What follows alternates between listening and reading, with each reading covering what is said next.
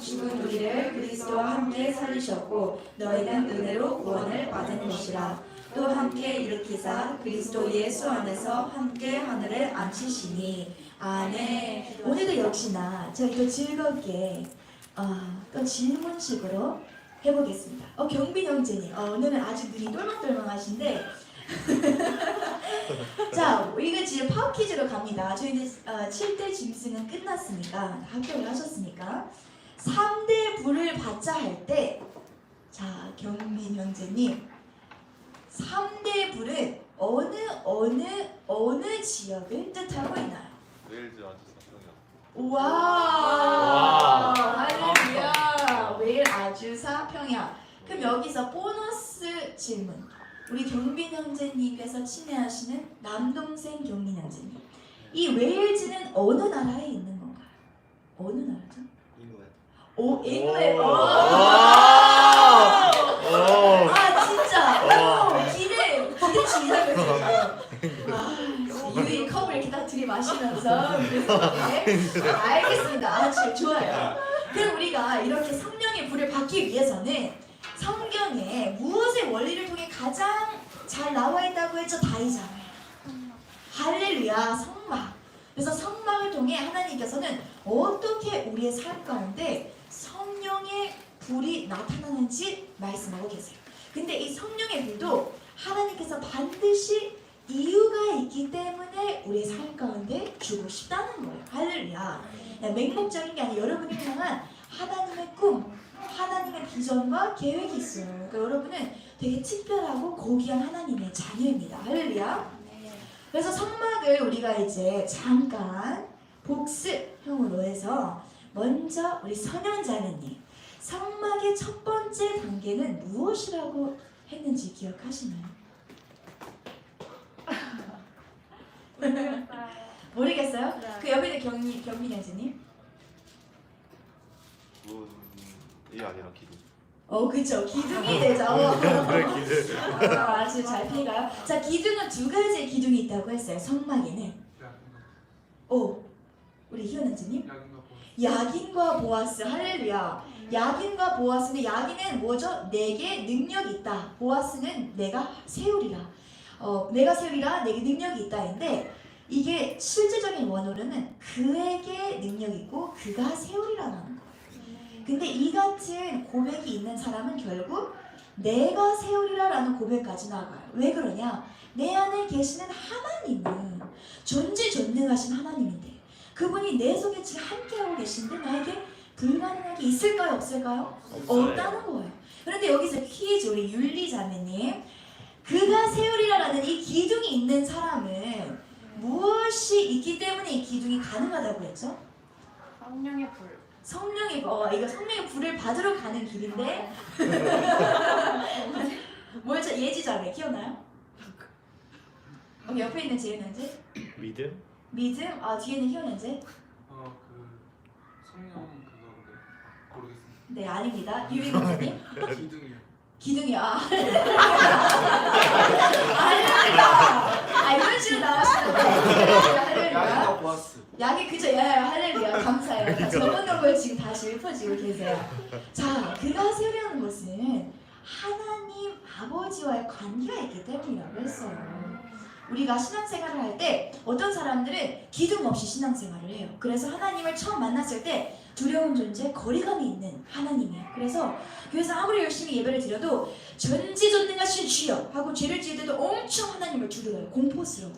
그런데 그 반면에 하나님을 나의 아버지로 인격적으로 체험한 사람, 인격적으로 다가가는 사람은 하나님 아버지의 사랑이 있기 때문에 신앙생활을 할 때도 힘차게 신앙생활을 한다는 거예요. 내가 무너지고 실수해도 내가 정말 진심으로 해결을 하고 주님께 다시 전심으로 나왔을 때 나를 다시 늘 언제나 받아주시는 아버지에 대한 신뢰가 있는 거예요. 할렐루야. 그래서 때때로 우리가 신앙생활을 쭉 하다가 되게 더딜 때가 있어요. 그럼 저는 한 번씩 지금 나와 하나님 아버지의 관계가 어떠한가를 확인할 때가 많아요. 근데 항상 신앙생활의 모든 문제는 결국에는 아버지와의 관계가 어떠한가를 저는 되게 자주 확인을 해요. 그래서 이 야긴과 보아스, 기둥은 무엇이라고요? 하나님 아버지와의 관계예요.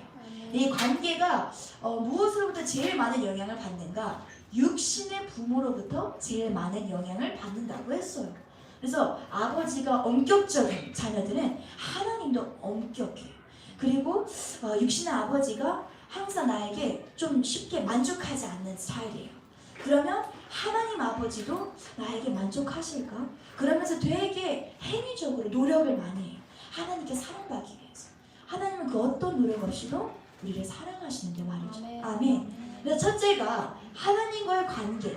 결국에는 내 안에 영적인 근력이 있는가 없는가예요. 영적인 근력이 있는가. 이거는 결국 하나님의 사랑을 많이 갖고 있는 사람. 어렸을 때부터 또 부모의 사랑으로 인해 하나님의 사랑을 많이 체험해본 사람은 기둥이 세워지기가 더 빠릅니다. 자, 두 번째는 무엇이죠? 우리 문경 형제님. 무슨 문이에요, 얘는?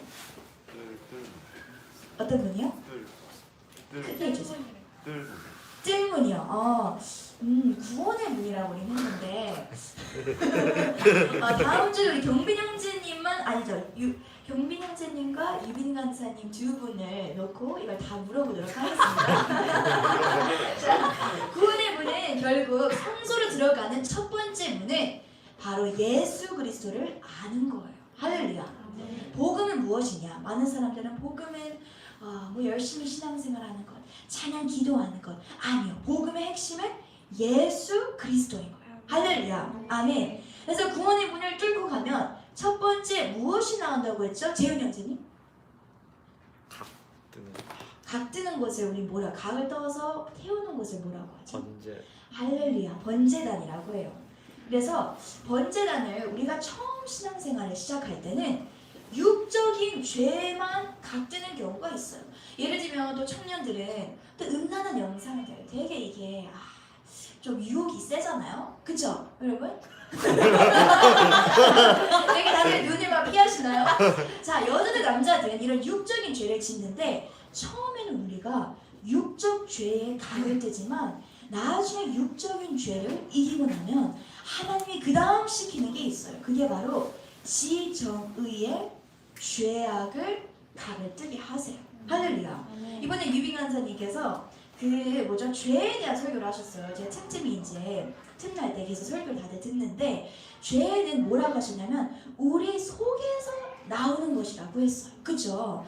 근데 우리 속에 사단이 주인이냐 성령이 주인인가에 따라서 죄의 열매가 나올 수 있고 성령의 열매가 나올 수 있는 거예요. 아멘. 근데 이 성령과 죄의 열매를 판가름 짓는 게 지정의를 완전히 죽여서 주님께 드렸느냐 아니면 아직도 내가 지정의 주인이 되어 있는가 여기서 할 수가 있어.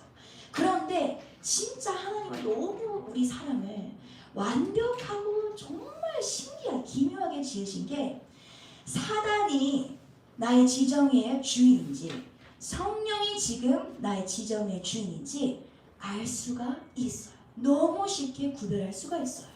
어떻게 할 수 있냐? 사단이 주인일 때는 내 안에 두려움, 원망, 근심, 남의 판단, 정죄, 시기 질투 이런 감정들을 내가 오늘 하루 느꼈으면 내 지정이가 아직 오 사탄님 찬양합니다. 그 정도까지 아니지만 그 정도 우리가 경각심을 가져야 돼. 할렐루야. 그런데 내 안에 똑같은 세상을 살아요. 이 두 사람. 근데 이 사람은 힘든 일이 있어도 기쁨, 감사, 하나님의 섭리에 대한 신뢰. 할렐루야. 이 같은 감정으로 산 사람은 무엇이다? 나의 지정을 이미 하나님의 손에 다 드린 사람이에요. 할렐루야. 그러니까 이런 삶과 이런 삶인지 어디서 판가름 나냐? 바로 이 번제단에서 판가름 나요. 그렇기 때문에 번제단은 우리 모두가 반드시 거쳐야 될 그런 과정입니다. 그러면 우리 나희원 형제님 번제단을 지나서는 이제 무엇이 나온다고 했죠? 촛대요. 주여 할렐루야. 나희원 형제님도 다음 주에 당첨되셨습니다. 집중적으로 제가 질문을 해보겠습니다. 우리 앞에서 크게 웃으신 재윤 형제님. 자, 감사합니다. 방심하면 안 돼요. 자, 번제단 다음은 무엇이 나오겠죠, 우리가? 피 뿌리는데. 어떤 거요? 아, 피 뿌리는 자, 우리 너무 당첨되시는 분들이 하도 많아서 자, 우리 예지자매 자, 시선 회피하고 있어요. 자, 번지는 다음은 뭐였죠? 물두멍이요. 와, 우리 경리형제 이제 도와주는 그 수준이에요. 할렐루야. 이야, 오케이. 물두멍인데 이 물두멍 그럼 경리형제님 뭐라고 했죠? 이 물두멍은? 물두멍은 자기 막 엄청 깨끗해가지고 내 보이는데 내 죄악을 이제 약간 거기서 좀 씻는 그런. 할렐루야. 이야. 맞습니다. 이야, 박수. 자, 이 물두멍은 두 가지로 우리의 모습을 비춰줘요. 이 물두멍이 노수로 만들어졌는데 이 노 자체가 되게 반짝거려서 거울처럼 자기 모습이 보이고 또 이 물두멍 안에는 물이 들어있기 때문에 자기의 반사되는 모습, 비춰지는 모습이 보인다는 거예요.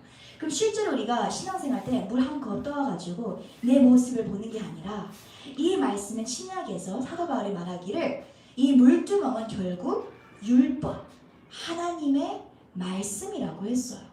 그래서 사실 우리가 신앙생활을 할 때 말씀이 왜 너무 중요하냐?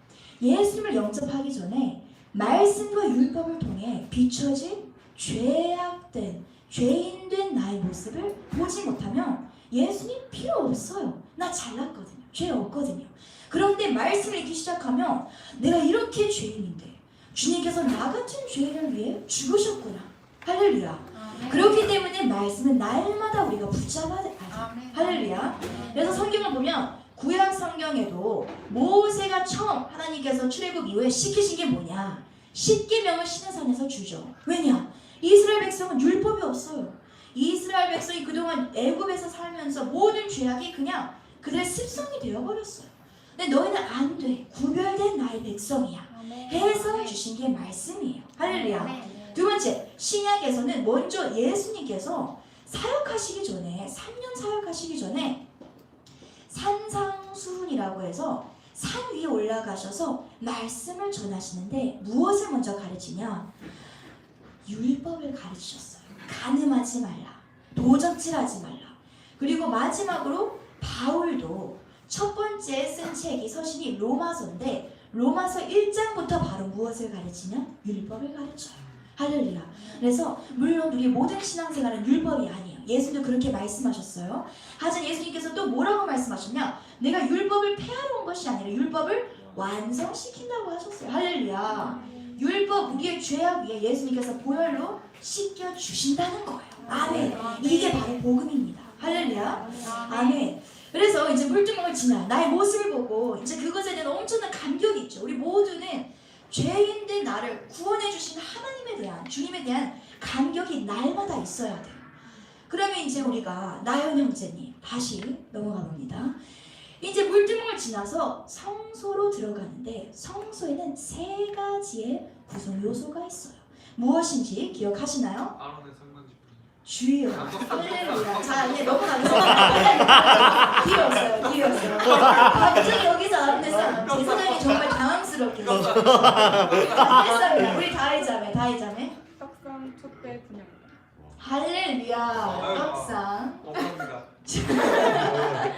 촛대 분양단. 자, 그러면 우리 희연제 다시 기회를 드릴게요. 떡상은 무엇을 의미하죠? 떡상 6개 있는. 그쵸? 빵이 이제 떡 6개 중간에는 포도주가 이렇게 있어. 얘는 무엇을 의미한다고 했죠, 근데? 그 12제장까지. 그래서 12지파를 의미하는데 결국에는 큰 의미는 무엇을 뜻하고 있나요? 예수님. 할렐루야. 그쵸? 이 모든 성막은 예수님이에요. 우리 경민 형제님. 네. 무엇을 뜻하죠? 우리 떡상은? 이제 거기까지 배고프지 않아?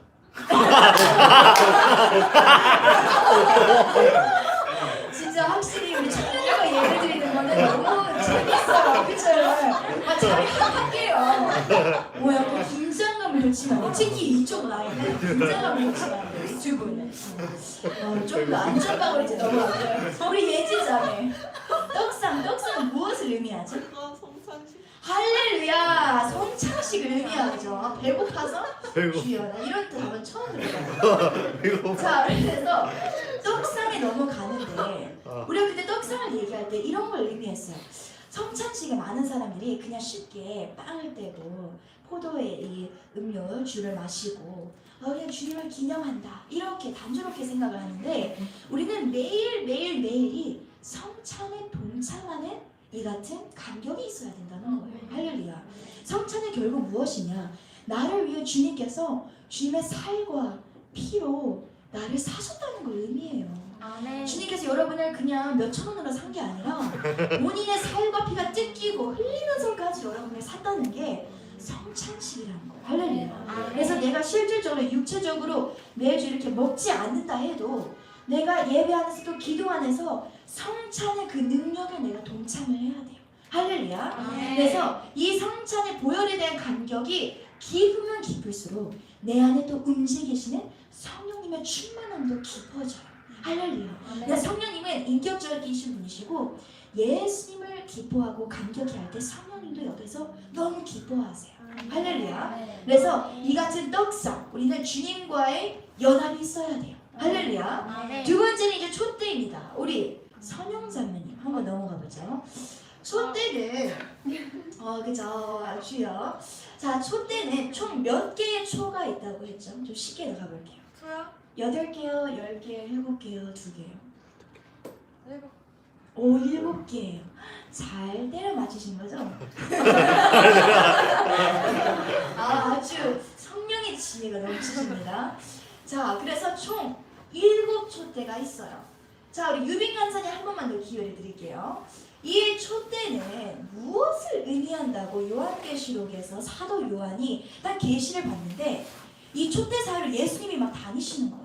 근데 이 촛대가 뭐예요? 교회. 할렐루야. 드디어 뭘 하나 맞추셨어요. 자, 교회를 의미하고 있는데 당시 요한계시록에서는 이 교회들이 어디에 있던 교회들이었죠? 경민 형제님? 유럽의 교회였어요? 아니면? 유럽 아니 소아지. 오, 할렐루야. 소아시아의 7교회였어요. 그래서 이건 이제 여러분이 알아두면 너무 좋기 때문에 에베소, 서머나, 버가모, 두아디라, 사데, 필라델비아, 라오디게아 총 7교회가 있어요.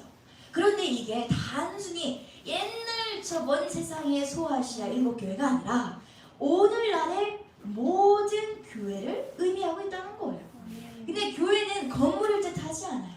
누구든지 내 안에 주는 그리스도시요 살아계신 하나님의 아들이시나이다 라는 고백이 있는 사람은 교회의 반석으로 세우기 때문에 우리 또한 하나님을 닮는 예수님을 닮는 신령 성전이라는 거예요.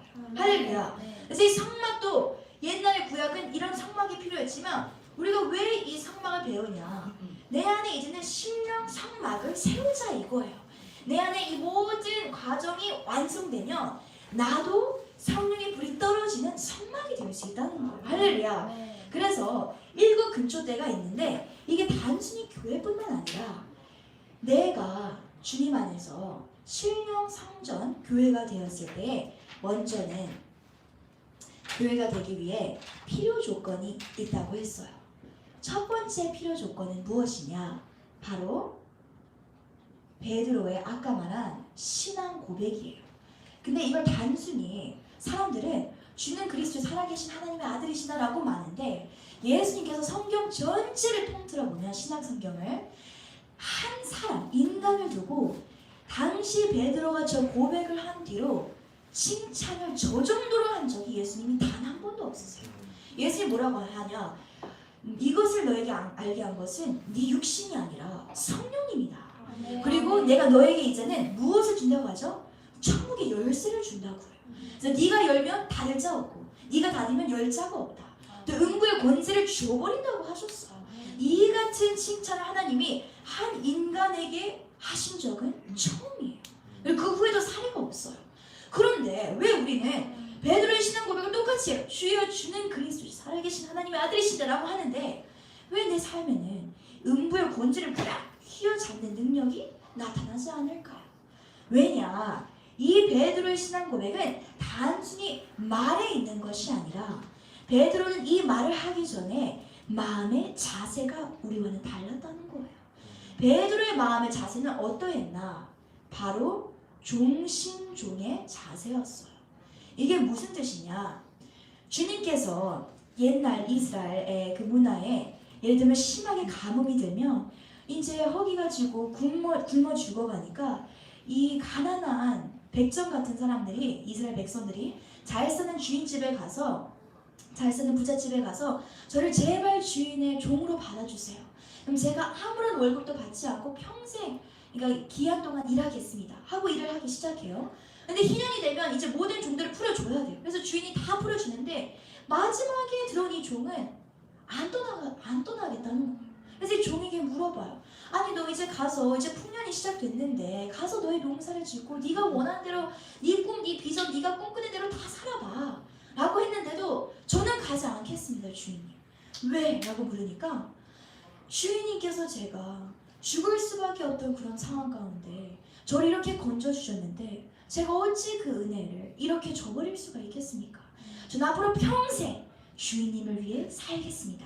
이게 바로 우리 모두가 예수 그리스도로부터 구원함을 받고 우리가 주님을 위해 살아갈 때 종신종의 마음이 있어야 된다는 거예요. 할렐루야. 여러분의 삶 가운데 저는 사실 대학교 때까지 반반이었어요. 약간 희년되면 살짝 튀려는 그런 습성이 있었는데 근데 정말 주님에 대한 정말 이런 상막의 모든 과정을 다 겪게 되니까 내가 종신종으로 사는 게 가장 행복한 거예요. 아멘. 종신종으로 살 때는 완전하신 주인이잖아요. 그렇죠? 아버지 같은 주인, 모든 것이 있는 주인님인데 내가 떠나는 삶은 고아 같은 삶인 거예요. 할렐루야. 그래서 이게 첫 번째 종신종이고 두 번째는 하나로 연하는 거예요. 왜 이게 중요하냐면 우리가 이 모든 촛대의 불들을 켜기 위해서는 반드시 가지와 연결이 돼 있어야 돼요. 하나가 돼야 돼요. 이건 결국 무슨 뜻이냐? 우리가 공동체 안에서 영적 리더에 대한 순종이 필요해요. 할렐루야. 그래서 오늘 특별한 주제는 이제 이거를 조금 이따가 들어갈 건데 이 두 가지 필요 조건이 만족될 때는 내 안에 어떤 불이 나타나는지 여러분이 한번 지금 스스로 평가를 해보세요.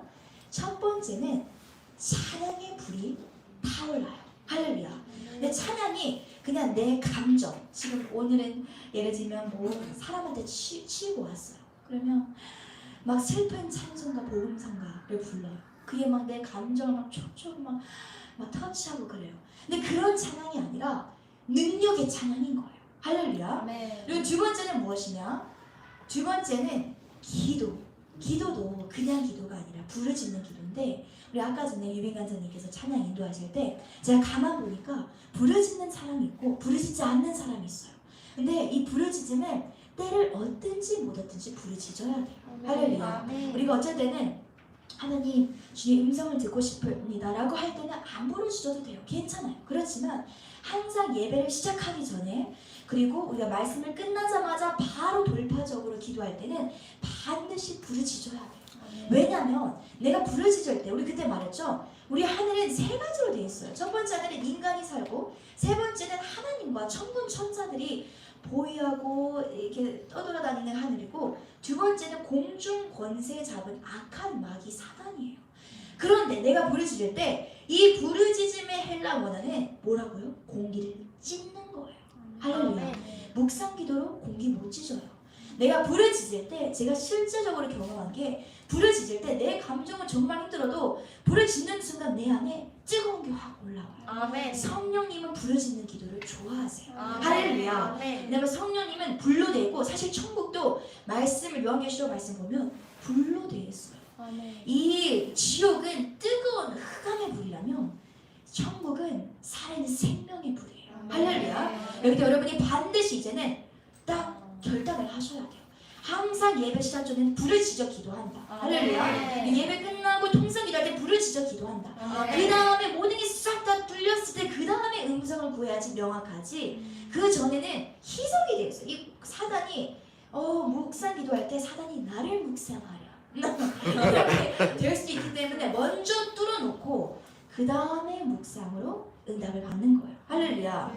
그 중에 요즘 제일 잘 부르짖는 자매가 예지자매라고 있는데 할렐루야, 아멘. 아멘. 처음에 예수자매도 되게 힘들어했어요. 부르시지 않고 그냥 이러고 있는 거예요, 앉아서. 한 6개월, 7개월 전에는. 근데 계속 예배 안에서 정말 말씀을 듣고 잘하고 성숙해지니까 이제는 때를 얻든지 못 얻든지 부르시죠? 할렐루야, 아멘. 그게 돌파의 능력이에요. 자, 그리고 그 다음 세 번째는 무엇이냐? 말씀. 말씀에 불이 켜진 사람은 어떤 삶의 현상이 나타나냐? 보여지는 상황과 조건이 나의 현실이 아니라 말씀이 이제는 기정사실이 되는 거예요. 할렐루야. 그러니까 말씀에 불을 받은 사람은 말씀을 진짜 발에다가 붙여놓고 걸어다니는 것처럼 말씀이 나의 모든 삶과 현실과 리얼리티가 되는 거예요. 할렐루야. 여러분의 현실은 무엇입니까? 여러분의 모습인가요? 아니면 하나님의 말씀인가요? 이것은 반드시 우리가 말씀의 불을 사모해야 돼요. 할렐루야. 아멘. 자, 그 다음은 무엇이냐? 바로 전도의 불이에요. 전도는 많이 할수록 능력이 생겨요. 할렐루야. 때를 얻든지 못 얻든지 우리는 주어진 모든 매체와 또 나의 육신으로 또 나의 재정으로 전도를 해야 됩니다. 그 다음은 무엇이냐? 바로 은사예요. 왜 은사의 불을 받아야 되냐? 하나님의 일은 사람의 능력으로 하는 것이 절대 아니에요. 하나님은 사실 우리 인간의 능력, 보시기에 진짜 개미 한 마리가 빵 부스러기 들고 다니는 것만도 못해요. 하나님 비해서. 그래서 하나님은 무엇을 원하시냐? 우리가 은사를 받기를 원해요. 할렐루야. 또 왜 우리가 은사를 받아야 되냐? 하나님은 은사를 통해서 우리에게 초자연적인 하나님을 알아갈 수 있는 통로를 만들어주길 원하세요. 아멘. 하나님은 단순히 그냥 뭐 깨짝깨짝 몇백만 원 벌고 그냥 일 이렇게 깨짝깨짝 하는 하나님이 아니라 하나님은 진짜 노아의 홍수도 일으키시고 홍해도 가르시고 여리고성도 무너뜨린 하나님인데 은사가 없는 삶은 그걸 체험을 못해요. 할렐루야. 그러니까 영적인 깊이가 있는 사람은 그만큼 은사를 많이 체험한 사람이에요. 할렐루야. 그 다음은 무엇이냐? 바로 헌금이에요. 헌금도 불을 받아야 돼요. 헌금 인간적인 생각으로 못해요. 돈이 얼마나 생명줄보다도 귀한 게 우리의 돈 말하는 다 돈님이신데 그래서 사실 이 재정의 끈은 어렸을 때부터 자녀를 양육할 때 일찍 시키는 게 제일 쉬워요. 그런데도 불가능하지 않아요. 11조 첫 번째 11조는 진짜 이거는 그냥 나는 좀 11조 열심히 합니다. 사실 할 그런 것도 안 돼요. 11조는 당연한 거예요. 11조 이상으로 이 헌금의 은사, 불은 어디서부터 나타나냐? 건축 헌금, 선교 헌금, 감사 헌금. 이와 같이 하나님이 그냥 감동을 주셔요. 오늘은 이만큼 헌금해라. 이런 식으로. 그래서 예를 들면 이 간증을 제가 처음 해보는데 왜 이 재정의 불 너무 중요하고 재정의 불을 어떻게 받는 그 과정을 말씀드리면 제가 이제 초, 중, 고 때 이렇게 하나님께 심었던 얘기를 했잖아요. 근데 그 이후로 제가 대학을 졸업하고 나서 이제 통역 일을 시작했잖아요. 그럼 이 통역 사례비를 받을 거 아니에요? 그렇죠? 통역 사례비가 사실 적은 돈은 아니에요. 저에게 되게 큰 돈인데 이 통역 사례비를 제가 한 1년 반 동안 하면서 저도 이제 돈을 막 이렇게 쓰는 편이 아니에요. 먹는 거 빼고는. 근데 1년 동안 번 사례비를 어느 날 하나님께서 제가 에노전사를 만나기 한 2달 전에 저에게 툭 다시 치시는 거예요. 하나님 항상 재정의 순종은 툭 치면서 와요. 재정을 부어라라고 하지 않으시고 툭 감동을 주세요. 그래서 뭐라고 하시냐면 메리 너의 전부를 나에게 줄 수 있니? 이 돈 먼저 얘기 안 하시고 전부를 줄 수 있니? 하나님 제 마음 아시잖아요. 당연히 전부를 드릴 수 있죠. 그럼 하나님이 그럼 한번 해봐. 근데 사실 이 돈이 여러분도 들으시면 소액은 아니에요. 그냥 지금 정말 열심히 제가 또 했고 이제 그만큼 이 통역비 외에도 이제 하나님께서 재정을 많이 부어주셨어요.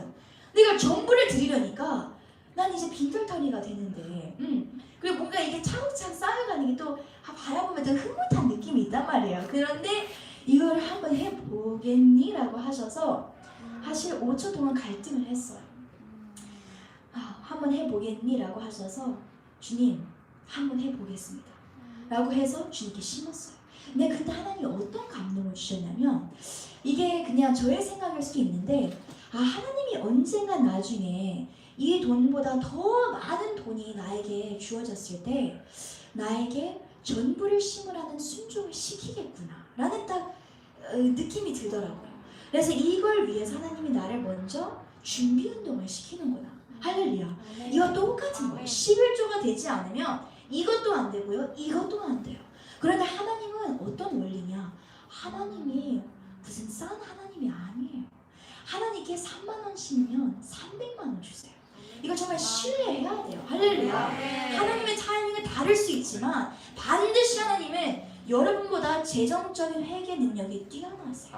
하나님은 지금 천국에 회계사들이 지금 줄줄이 쓰고 있는데 어떤 땡땡땡은 빵원이야. 그러면 이 어떤 곱하기 능력도 안 돼요. 0 곱하기 0은 뭐예요?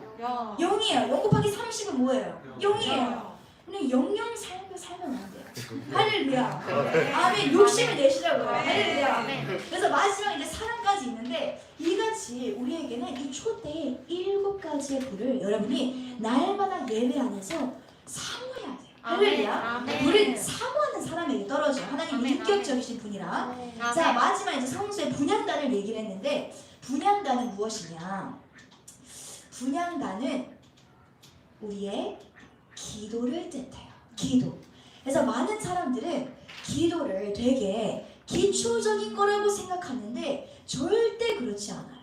분향단에 이렇게 딱 향을 올려놓고 제사장이 들어가서 향을 피울 때 진짜 인간의 잘못 때문이 아니라 뭐 인간이 이렇게 제사장이 잘못 켜서가 아니라 진짜 하나님의 주권대로 어찌되는 불이 샥 꺼져요. 그리고 어찌되는 불이 확 향이 올라가요. 불이 꺼진다는 것, 향이 밑으로 떨어져 내린다는 것은 무엇이 잘못됐는가? 이 전의 순서들에 무엇이 잘못됐다는 거예요. 그러니까 내가 기도를 할 때 막 기도를 하는데 속이 너무 답답해. 그러면 여러분이 낙심할 필요가 없어요. 다시 돌아보면 돼요. 내 촛대, 내 떡상, 물두멍, 번제단, 성소문, 기둥에 지금 하나님과의 관계에 있어 살짝 틀어진 게 있나? 이거를 여러분이 이제는 실질적으로 하나님께 그걸 여쭤보는 거예요. 할렐루야. 나는 왜 맨날 기도가 이런 모양 이 꼴이야? 이게 아니라 내가 지금 뒷단계 앞단계에서 뭔가 다시 틀어졌구나. 이걸 다시 잡으면 되겠구나. 이렇게 긍정적으로 생각을 해야 돼요. 할렐루야. 자, 그래서 이 분향단은 기도를 뜻하는데 이 기도는 다시 말하면 뭐라고요? 부르짖는 기도예요. 부르짖는 기도의 대표적인 인물이 히스기야 왕이라고 했죠. 히스기야 왕은 군사력이 빵이에요. 그런데 기도 하나로 18만 5천 명의 페르시아 군인들을 말살시켜버렸어요. 누가 했냐? 천사들이 내려와서 얘네들을 샥 다 무찔렀다는 거예요. 할렐루야. 그래서 부르짖는 기도 이거를 갖고 우리가 이제는 성소를 넘어서 지성소로 이 기도의 능력에 대해서 오늘은 살짝 얘기를 하고 싶습니다. 자, 우리 지성소에 들어가면 우리 다시 한번 질문해 볼게요. 우리 문경민 형제님, 지성소에 들어가면 무엇이 나오죠? 할렐루야. 법궤를 보면 법궤 안에 무엇이 있습니까? 아론이 쌍난 지팡이. 오케이. 그리고요. 십계명. 오케이. 순서가 십계명, 만나, 그리고 쌍난, 지팡이에요. 이 세 가지는 예지자매 무엇을 뜻하죠? 주여. 이 세 가지는 무엇을 뜻하죠? 그 인간의 연약함. 인간은 그죠. 그것도 사실이에요. 모든 것에 있어 십계명은 모세가 분노해서 던졌고 만나도 불평불만 해서 하나님께서 주셨고 쌍난 지팡이도 고라 자손이 반란을 일으켜서 하나님께서 징표로 내신 거예요. 그럼 우리 선하자매 이 세 가지의 인간의 연약함을 통해 하나님은 또 무엇을 나타내고 있죠? 아주 지적으로 안경을 껴왔지만 과연 답을 하실 수 있을까? 패스. 오케이. 앞에 나이원 형제님 웃으셨어요. 역시 복습에는 능력이 있다라는 게 진짜 확실하네요. 자, 무엇입니까? 이 세 가지. 그 하나님의 그런 약속. 하나님 약속이야. 역시 작가님이세요. 자, 패스. 경민 형제님 무엇입니까? 할렐루야. 삼위일체 하나님이에요. 이거 너무 중요해요. 우리는 딱 법계 하면 무조건 바로 삼위일체를 생각해야 돼요. 요단강 건널 때 먼저 제사장들이 뭐를 들고 가요? 법계 들고 가잖아요. 이게 그냥 이 세 가지를 물건을 들고 가는 게 아니라 삼위일체 하나님이 임한 사람, 지성소까지 들어간 사람은 요단강 앞에 서면 요단강이 알아서 갈라지는 거예요. 요단강을 건너기 시작하면 샥샥 갈라지는 거예요. 할렐루야. 여리고성 돌면 삶의 문제를 놓고 기도를 하면 삼위일체 하나님이 임한 사람에게는 여리고성 무너진다는 거예요. 할렐루야.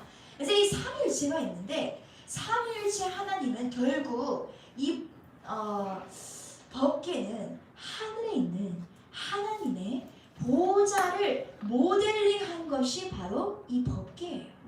그래서 우리가 보면 이 두 그룹들이 두 천사가 이 보좌를 마치 하늘에서 보좌를 보호하듯이 수호하듯이 이 법계에서도 나타나고 있어요.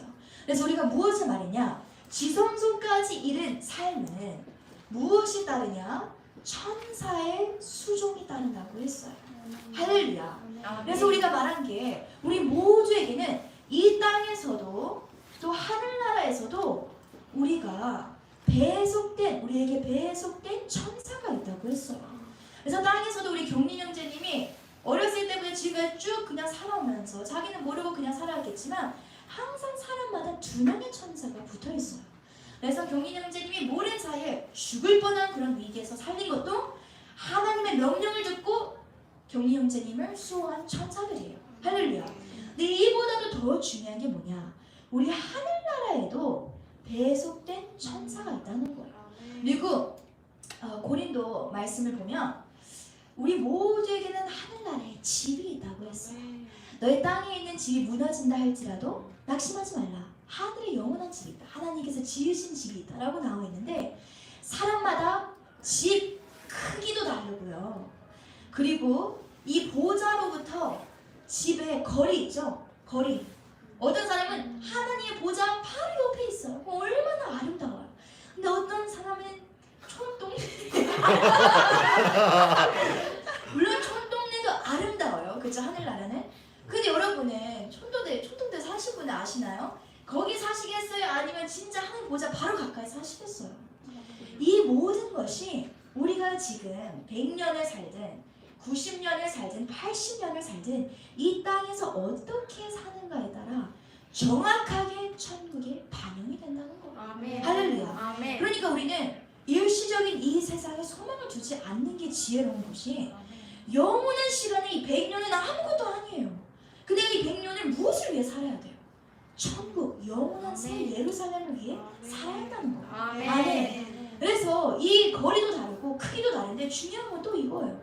우리 천국집 앞에 이제 입신 간증들을 많이 들으면 정광 목사님께서 또 해주신 이 간증인데 모든 입신하신 분들이 다 통일되게 단일화되어서 말씀하시는 것이 이 집 앞에 2명의 천사가 있대요.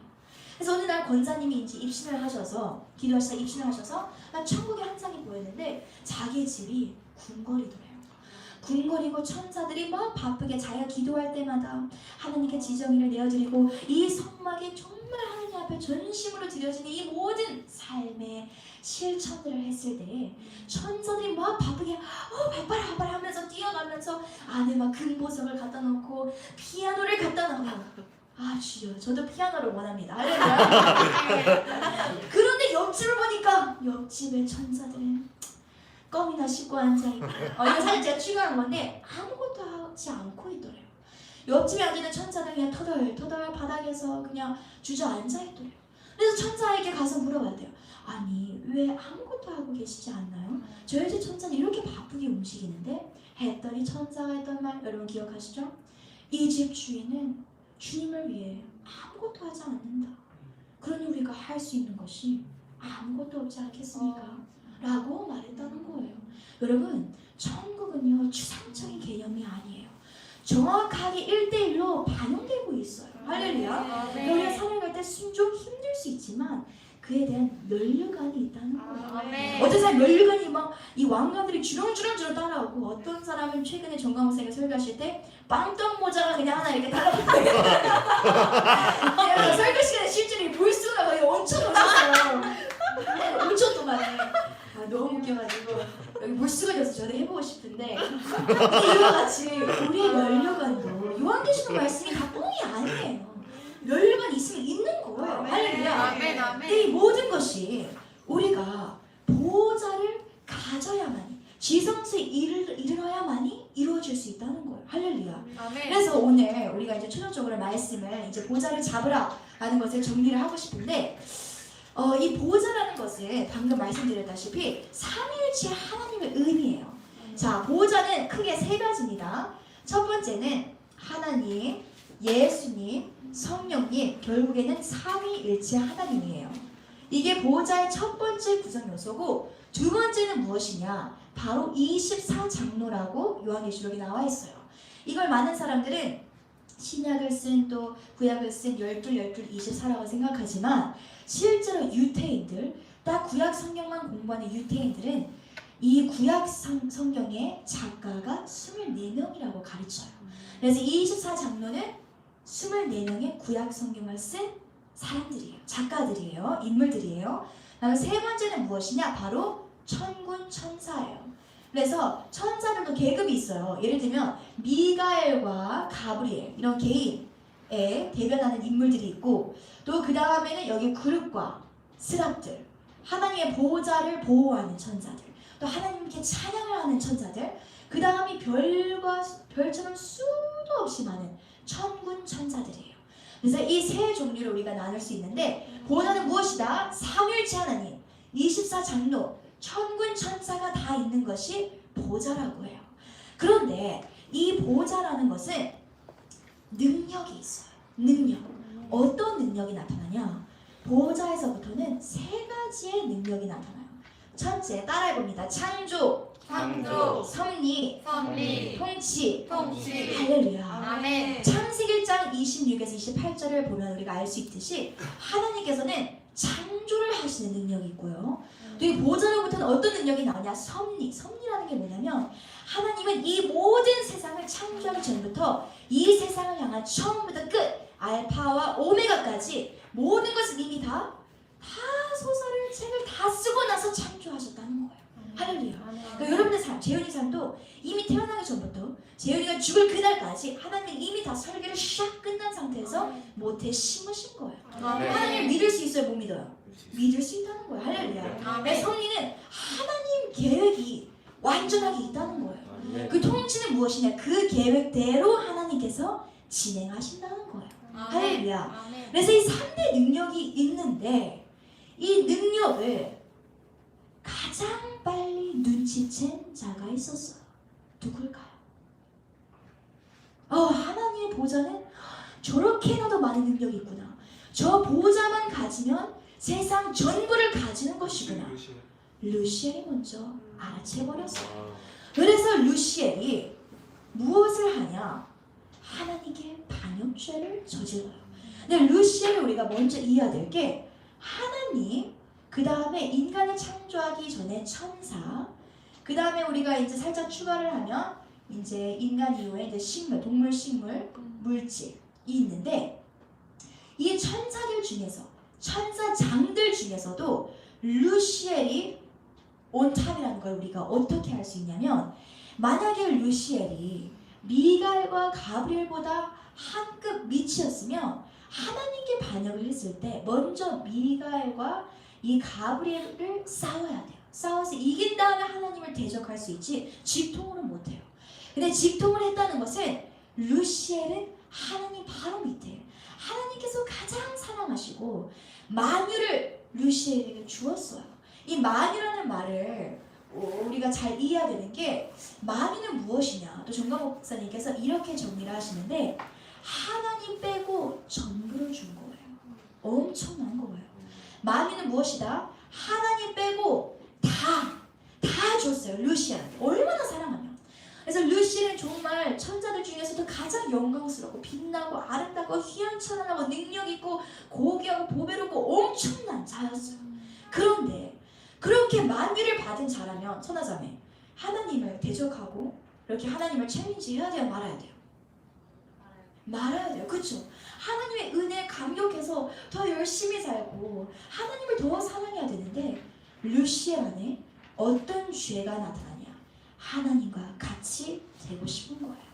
저 보호자만 가질 수 있다면 저 자리를 내가 쟁탈할 수 있는데 해서 무엇을 하냐? 루시엘과 루시엘을 따르는 3분의 1 천사들과 하나님을 대적해서 엄청난 전쟁이 하늘에서 일어나요.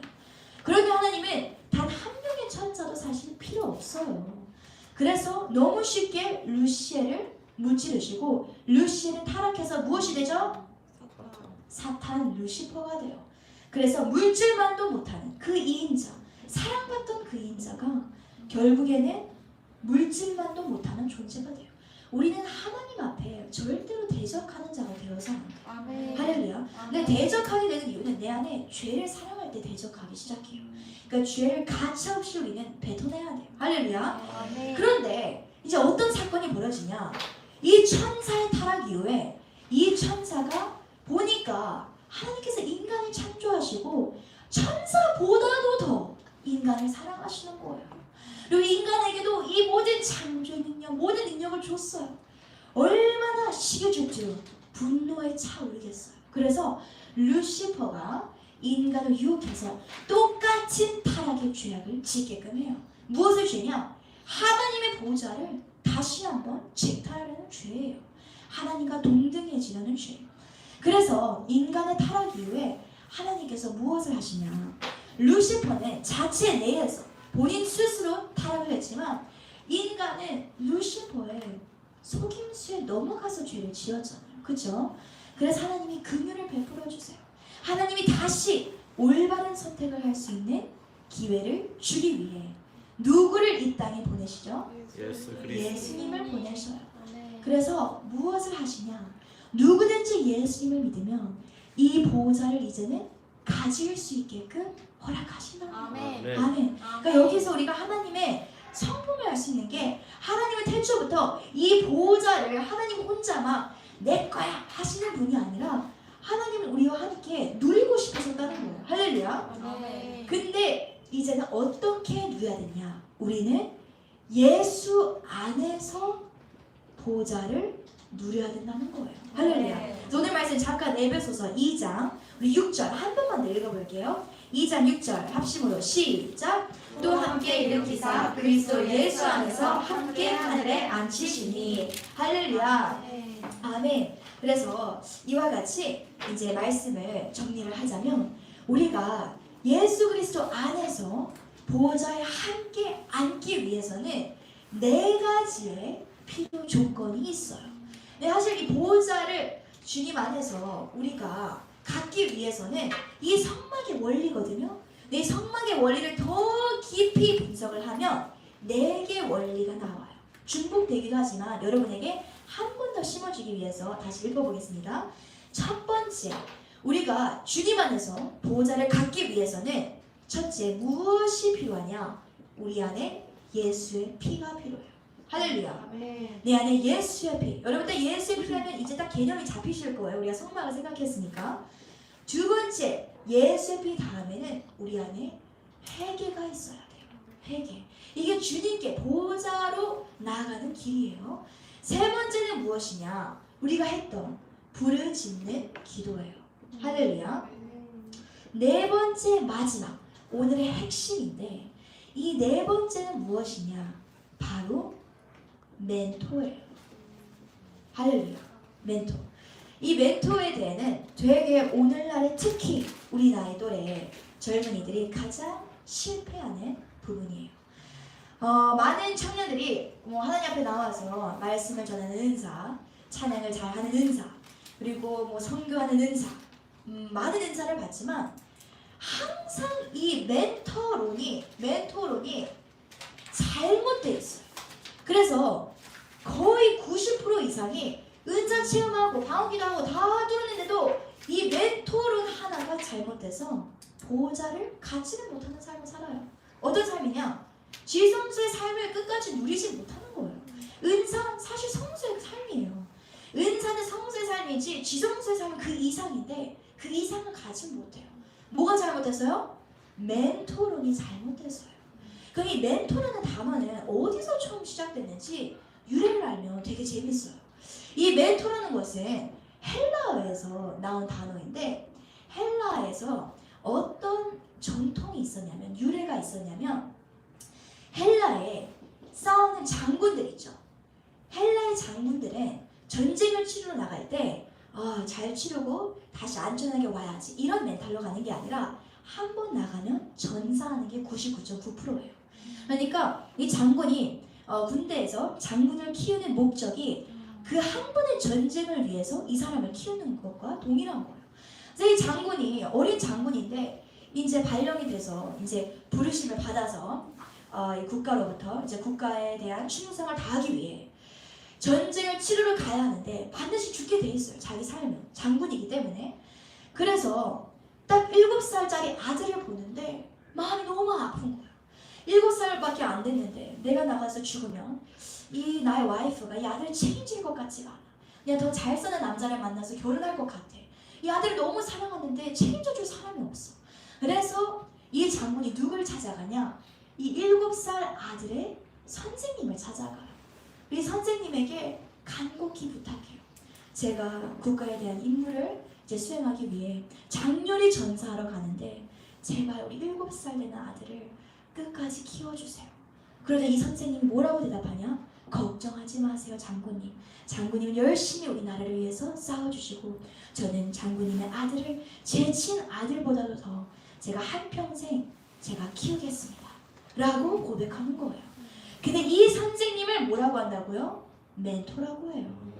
그러니까 멘토라는 건 단순히 그냥 코치가 아니에요. 무슨 운동할 때 도와주는 코치의 선생님, 일반 학교의 선생님이 아니라 진짜 부모 없는 고아 같은 이 자녀를 나의 자녀를 끝까지 데리고 책임지겠다는 아멘. 이 인물, 이 역할이 바로 멘토라는 거예요. 그럼 우리 이렇게 생각해야 돼요. 우리 삶에는 많은 멘토가 있을 수 있어요. 공부의 멘토, 별의 운동의 멘토, 코치라고 생각할 수 있지만 가장 중요한 멘토는 우리의 영적인 멘토예요. 할렐루야. 왜냐? 공부의 멘토는 세상에서 끝나요. 영적인 멘토는 이 세상 이후에 영원한 세상까지도 연결이 되어 있기 때문에 영적인 멘토론이 정확하게 성립이 돼야 돼. 오늘 이 저녁에. 할렐루야. 그럼 이 멘토론을 생각할 때 우리가 세 가지를 떠올릴 수가 있어요. 이 멘토론이라는 것은 첫 번째, 멘토는 나의 부모보다도 더 나를 사랑하는 존재라는 것을 알 수가 있어요. 할렐루야. 영적인 멘토를 생각할 때 그냥 떠돌아다니는 나를 그냥 조금 봐주시는 분이 아니라 여러분의 마음가짐이 나의 부모님 이상으로 섬길 때 그 멘토론이 형성이 돼요. 할렐루야. 여러분이 먼저 좀 해주시지 이런 게 아니라 사모하는 자에게 멘토론이 형성이 되는 거예요. 할렐루야. 두 번째는 무엇이냐면 멘토가 나에게 어떤 신앙의 변화를 주었다. 여러분이 교회를 다니면서 신앙의 변화를 체험을 했어요. 또 멘토를 통해서 내 안에 물론 힘든 순종이고 지정일이 깨야 되지만 내 안에 돌파가 일어났어요. 또 내 안에 은사가 체험되기 시작하고 이전에 슬펐던 것들이 거둬지기 시작하고 예배하는 것이 즐거워졌어요. 신앙적으로 체험을 했다면 그 멘토를 이제는 여러분이 꼭 붙잡아야 돼요. 할렐루야. 아멘. 많은 사람들은 이렇게 생각해요. 아니야 나는 이제 어느 정도 됐으니까 다른 멘토를 나는 이제 취할 거야 라고 생각하는 게 정말 잘못된 생각이에요. 여러분의 멘토는 여러분에게 실질적인 신앙의 변화를 준 멘토가 있다면 그분이 여러분의 이 계절의 멘토라는 거예요. 할렐루야. 그러니까 하나님 반드시 멘토를 그 다음 시즌으로 넘길 때는 예를 들어 저는 결혼을 통해서 제가 막 억지로 가겠습니다 한 게 아니라 그냥 간 거잖아요. 그쵸? 훌륭한 건 아니에요. 자, 그런데 이와 같이 하나님은 모든 것을 평화롭게 성리대로 그 멘토가 정말 실질적으로 파송하고 교회 앞에서 파송받는 식으로 가는 것이지 그냥 흐지부지하게 가는 거 그거는 멘토론에 문제가 있는 거예요. 여러분 이거 반드시 잘 아셔야 돼요. 할렐루야. 자, 세 번째는 무엇이냐? 결국 멘토를 붙잡는 것은 멘토를 붙잡는 삶은 보호자를 갖는 삶이에요. 할렐루야. 첫 번째, 두 번째, 세 번째 다 해도 멘토는 하나 잘못되어 있잖아요. 보좌 못 가져요. 이거는 100% 팩트예요. 그렇기 때문에 보호자를 갖기 위해 또 보호자를 갖는 건 뭐예요? 세상 전체를 갖는 거예요. 무에서 유를 만들어낼 수 있는 능력을 하나님이 주시는 건데 그 능력이 어디서 시작되냐고요? 멘토를 붙잡는 거에서 시작이 되는 거예요. 할렐루야. 그래서 성경에서 실제로 이거는 지어내는 말이 아니라 멘토론에 성공을 한 사람들이 있어요. 근데 이 사람들의 삶을 보면 진짜 기상천외한 삶이에요. 누구냐? 우리 한번 읽어봐 주세요. 누구죠? 에스더예요. 에스더는 무엇이었냐면 전쟁 고아였어요. 전쟁 고아가 어떻게 왕후가 될 수 있어요? 사실 뭐 에스더가 용모가 빼어나고 막 이래 해도 사실 에스더서를 세밀하게 읽어보면 용모가 뛰어난 게 아니라 중간에 왕후가 되기 전까지의 누구의 멘토링이 있었냐? 모르드게 그리고 헤게 두 명의 멘토가 있었어요. 또 누구의 삶이 있냐? 우리 다윗의 삶도 있죠. 다윗은 왕이 되기까지 누구의 멘토링이 있었죠? 사무엘의 삶이 있었어요. 근데 보세요. 다윗과 가장 비교되는 인물 누구예요? 사울은 멘토를 어떻게 했어요? 떠났어요. 붙잡지 않았어요. 자기 지정이 왜 건드냐고. 기분 나쁘다고. 주여. 우리는 정확하게 이번 2022년은 내가 멘토를 완벽해서 멘토가 잘나고 나보다 더 착하고 뛰어나서 잡는 게 아니라 하나님께서 세워주신 권위가 있기 때문에 붙잡는 거예요. 할렐루야. 이걸 비유를 따지면 호수아비가 있잖아요. 농부는 실제로 새를 쫓아갈 때 안 서 있어요. 누가 어떤 농부가 이러고 서 있어요. 그죠? 들판에서. 대신 무엇을 세우죠? 호수아비를 세워놔요. 이게 영적인 원리 똑같은 게 하나님은 영적인 리더를 통해 하나님의 권위를 나타내고 계신다는 거예요. 근데 하나님이 영적인 멘토 또 영적인 리더를 선택하는 것은 여러분보다 더 잘나고 똑똑하고 유능하고 뛰어나고 더 착하고 완벽해서가 아니라 하나님이 그 중심을 보시고 선택해버리신 거예요. 할렐루야. 그리고 그 영적인 권위에 대한 완전한 순종과 경외함이 있을 때 그것은 하나님을 경외하는 것과 똑같이 여겨요. 그런데 영적인 리더를 적대하고 영적 리더의 말을 순종하지 않는 것은 하나님 자체 하나님 편에서 어떻게 느껴지냐? 네가 왜 내 말을 순종을 안 하니? 이것과 똑같은 거예요. 하나님은 이 정도로 지극히 영적인 리더, 지도자를 생각하세요. 그러니까 우리가 영적인 리더 대적하는 예를 들면 교회 안에서 사람들이 있잖아요. 그런 자들은 보여지는 영적 리더를 대적하는 게 아니라 그 영적인 리더가 대변하고 있는 하나님을 대적하고 있는 거예요. 할렐루야. 그렇기 때문에 이번 2022년은 여러분이 반드시 멘토도 목사님들도 아무나 멘토링 안 해줘요. 얼마나 힘든데. 어쨌든 제가 지금 목사님께 그냥 아무나 해주지 마세요. 말씀드리고 싶을 때가 있어요. 왜냐하면 그동안 봐왔어요. 멘토링 다 해줬는데 모든 거 다 부어줬는데도 그냥 툴툴 털고 알아서 저 할게요 하고 나가버려요. 그러면 저는 여기서 무엇을 느끼냐? 진짜 하나님 이제는 멘토링을 받을 사람은 아무리 자기 생각이 맞다 생각할지라도 자기 감정과 자기 판단과 주변 사람들 심지어 부모님조차도 이게 맞아 라고 한다 할지라도 멘토가 아니야 라고 하면 그거 다 제껴버리고 멘토의 편에 설 줄 아는 사람만이 멘토링을 받을 자격이 있다고 저는 생각해요. 할렐루야. 그러니까 여러분도 그와 같은 심정으로 이제는 영적인 리더가 반드시 삶에 필요해요. 할렐루야. 그래서 오늘 우리가 이제 유빈 강사님 올라오셔서 이제 찬양할 때 이 영적인 멘토 여러분의 삶 가운데 이것에 대한 희열과 기대감이 있으시길 축복해요. 멘토가 있다는 건 정말 감사한 거예요. 정말 김영욱 목사님 항상 하시는 말씀이 훤히 보인다라는 말씀을 제일 자주 하세요. 너 그 길로 가면 훤히 망하는 거 보여. 내가 다 가봤기 때문에 알아. 그런데도 그 말을 믿지 못하고 그냥 그 길을 가는 거예요. 근데 우리는 멘토링이 잘 형성되어 있는 사람은 그걸 신뢰해야 돼요. 아, 나보다 더 많이 사신 나 영적 멘토인데 나는 세월을 아껴야 되겠구나. 할렐루야. 그러니까 여러분 삶 가운데 이제는 초스피드로 나가시길 축복합니다. 할렐루야. 우리 시간에 256장 우리 보좌 앞에 모였네. 함께 찬양할 건데 이 보좌론을 생각할 때 너무 추상적인 게 아니라는 거 말씀드리고요. 우리가 보좌를 이 시간에 한 해 동안에 보좌라는 것이 무엇이지? 실질적인 이해가 깊어지시길 축복합니다. 우리 함께 256장 우리 보좌 앞에 모였네 함께 찬양하시겠습니다.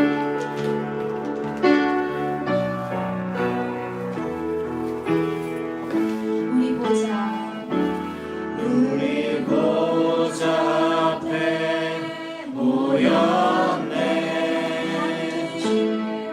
함께 주를 찬양하며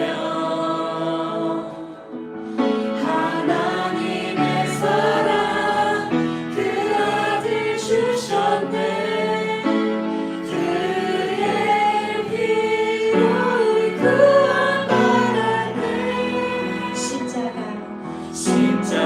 십자가에서 쏟으신 그 사랑 강같이 온 땅에 흘러 각 나라와 족속 백성 만원에서 구원과 구주 경배 드리네 구원하시니 보좌에 앉으신 우리 하나님과 어린 양께 있도다 구원하시니 보좌에 앉으신 우리 하나님과 어린 양께 있도다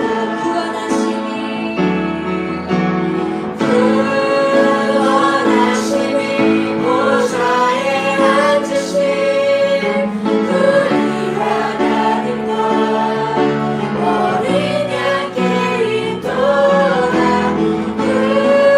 구원하시니 보좌에 앉으신 우리 하나님과 어린 양께 있도다. 아멘. 우리 시간에 주여 3찬 외치고 먼저 1차적으로 기도하고 한 번 더 통성으로 찬양하고 기도할 것인데 먼저 기도할 것은 주님 제가 이 시간에 예배 자리에 왔습니다. 주님 제가 성막의 삶을 계속 제 삶 가운데 이루어가고 있는데 때로는 더딜 때도 있고 무너질 때도 있지만 정말 예수의 피를 다시 힘입어 주님께 나아가길 원합니다. 이 시간에 제 안에 주님의 보호자에 대한 그 생생한 그림과 말씀을 보여주시옵소서. 그 약속을 이 시간 내 마음을 다시 새롭게 하여 주시옵소서. 그래서 주여 3창 외치고 기도하시겠습니다.